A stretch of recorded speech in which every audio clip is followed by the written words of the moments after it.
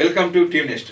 ఈరోజు మనం Telugu Desam party senior నాయకులు అయిన అక్కిన మునికోటేశ్వర గారి గురించి తెలుసుకుందాం. అక్కిన మునికోటేశ్వర గారు తెలుగుదేశం పార్టీ ఆవిర్భావం రోజు నుంచి కూడా పార్టీకి సేవ చేస్తున్నారు. తెలుగుదేశం పార్టీలో ఎన్టీఆర్కు శిష్యుడిగా, చంద్రబాబుకు మంచి మిత్రుడిగా కూడా ఉన్నారు. చంద్రబాబు నాయుడు ఏ కార్యక్రమం నిర్వహించినా ఆ కార్యక్రమాన్ని విజయవంతం చేయడంలోనూ అక్కిన మునికోటేశ్వర గారి పాత్ర ఎనలేదని చెప్పవచ్చును. చంద్రబాబు నాయుడు గారు రాష్ట్ర అభివృద్ధి కోసం, దేశ అభివృద్ధి కోసం పాటుపడతారు తప్ప ఏనాడు కూడా ఆంధ్రప్రదేశ్ రాష్ట్రం దేశంలోనే మెరుగ్గా ఉండాలని భావించేవాడు తప్ప ప్రజలను దోచుకుందాం, ప్రజల ఆస్తుల్ని తమ ఖాతాలు వేసుకుందామని చూడని అక్కిన మునికోటేశ్వర గారు చెబుతున్నారు. అందువల్లనే చంద్రబాబు నాయుడు గారిని ఉమ్మడి ఆంధ్రప్రదేశ్లో 2 సార్లు ముఖ్యమంత్రి చేసినారు. ఆ తర్వాత రాష్ట్రం విడిపోయినాక ప్రత్యేక ఆంధ్రప్రదేశ్లో కూడా 2 సార్లు సీఎంగా చేసినంటే ఉమ్మడి ఆంధ్రప్రదేశ్ రాష్ట్రానికి అత్యధిక ముఖ్యమంత్రి చేసిన ఒక చంద్రబాబు దక్కింది. ప్రత్యేక ఆంధ్రప్రదేశ్ కూడా తొలి ముఖ్యమంత్రి చేసిన ఘనత చంద్రబాబుకి దక్కింది. మరొక కాలం కూడా అత్యధిక కాలం ముఖ్యమంత్రిగా నిర్మించిన ఘనత కూడా చంద్రబాబుకి దక్కుతుందని కూడా మునికోటేశ్వర గారు తెలియజేస్తున్నారు. చంద్రబాబు నాయుడు అంటే ఒక బ్యాండ్, చంద్రబాబు నాయుడు అంటే ఒక అభివృద్ధికి రోల్ మోడల్, చంద్రబాబు నాయుడు అంటే ఒక ఐటీకి నిపుణుడు అనేది అందరికీ తెలిసిన అక్షసత్యం. ఈరోజు హైదరాబాద్ మహానగరం ఐటీ రంగంలో శరవేగంగా అభివృద్ధి చెంది ఎంతోమంది విద్యార్థులు దేశ విదేశాల్లో ఉండి తమ సత్తాను సాటి చెబుతున్నారంటే, తెలుగు సత్తాను ప్రపంచ సాటి చెబుతున్నారంటే అది ఒక చంద్రబాబు నాయుడు ఘనత చెప్పడంలో కూడా ఎలాంటి అనుమానం లేదు. హైటెక్ సిటీని అభివృద్ధి చేసి ప్రపంచ పెక్కా చెందిన ఎన్నో ఐటీ కంపెనీలను తీసుకొచ్చి హైదరాబాద్ నగరాన్ని అభివృద్ధి చేయడం కాకుండా ఆంధ్రప్రదేశ్లోని ఎన్నో కుటుంబాల్లోని వాళ్ళ జీవన ప్రమాణ స్థాయిని కూడా పెంచడం జరిగింది. ఎంతో మంది నిరుద్యోగులకు మంచి ఉద్యోగ అవకాశాలను కల్పించి మంచి శాలరీలు వచ్చేలా చేసి వారి కుటుంబాలను స్థితిగతులు మార్చిన ఘనత ఒక చంద్రబాబు నాయుడు దక్కిందని చెప్పడంలో ఎలాంటి అనుమానం లేదు. చంద్రబాబు నాయుడు ఎప్పుడు కూడా టెక్నాలజీని ఉపయోగించుకోవడంతో పాటు కొత్త కొత్త రూపకల్పనకు కృషి చేస్తున్నారు.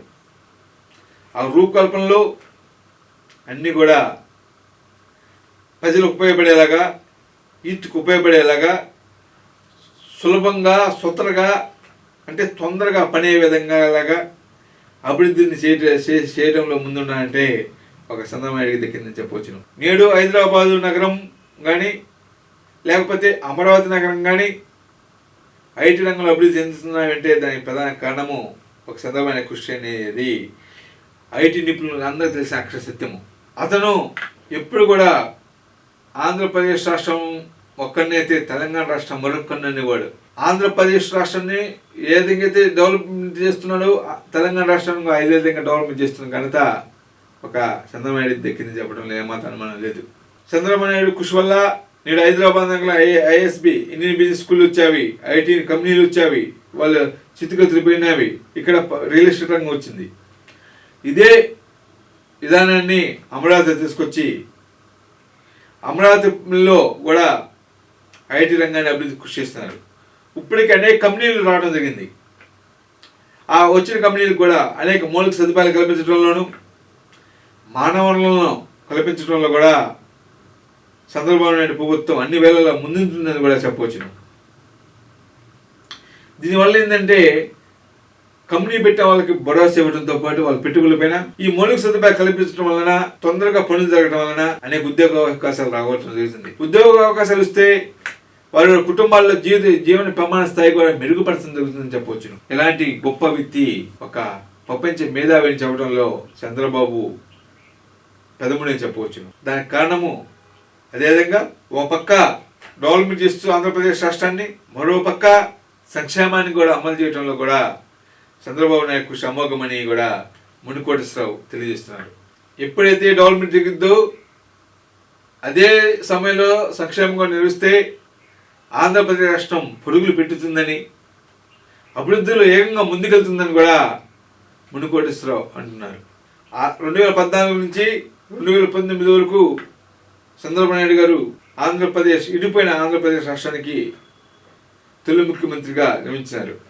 ఆ సమయంలో అమరావతి రాజధానిగా చేసుకొని రైతుల నుంచి స్వచ్ఛందంగా 33,000 ఎకరాలను ఉంచి రాజధాని అభివృద్ధికి కడదామని, రాజధాని అభివృద్ధి జరిగితే ఈ ప్రాంతాలన్నిటి కూడా అభివృద్ధి చెందుతుందో పాటు ఆంధ్రప్రదేశ్ రాష్ట్రం ప్రపంచ పట్టణం ఉంటుందని, ఆ ఘనత మీకే దక్కుతున్న రైతులని ఉచ్చేతపరిచి స్వచ్ఛందంగా చంద్రబాబు నాయుడు చెప్పిన ఒక్క మాటకు అక్కడ ఉన్న రైతులు, అమరావతి రైతులు 33,000 ఎకరాలను స్వచ్ఛందంగా ముందుకు వచ్చి ఇచ్చినారు. దేశ చరిత్రలోనే ఒక రాజకీయ నాయకుడు తన అభివృద్ధి గురించి చెబితే స్వచ్ఛందంగా వారి పొలాలను ఇచ్చిన ఘనత ఒక అమరావతి ప్రజలకు దక్కిందని చెప్పడంలో కూడా ఏమాత్రం అనుమానం లేదు. దానికి కారణము చంద్రబాబు పైన ఉన్న అపార నమ్మకము. చంద్రబాబు నాయుడికి పొలం ఇస్తే మనల్ని డెవలప్మెంట్ చేస్తాడు, మన అభివృద్ధి పరుస్తాడని నమ్మకం తప్ప మరొక కారణం కాదని చెప్పవచ్చు. గత ప్రభుత్వ హయాంలోని కొన్ని పర్మిషన్ల వల్ల, కేంద్రం నిధులు రావడం వల్ల అమరావతి నిర్మాణంలో జరుగుతున్నప్పటికీ ఆ లోపు మళ్ళా ఎన్నికలు రావటము, వైసీపీ ప్రభుత్వ అధికారం రావడంతో ఆ సైకో జగన్ వలన అమరావతి నిర్మాణం అనేది ఆగిపోయింది. ఆ సైకో ప్రభుత్వం తీసుకున్న కొన్ని నిర్ణయాల వలన, ఆ సైకో జగన్మోహన్ రెడ్డి తీసుకున్న అనేక అనాలోచిత నిర్ణయాల వలన ఆంధ్రప్రదేశ్ రాష్ట్రం కుంటుపడింది. ఆ సమయంలో అక్కడున్న పొలాల వలన కూడా ఇబ్బంది పెట్టడం జరిగింది.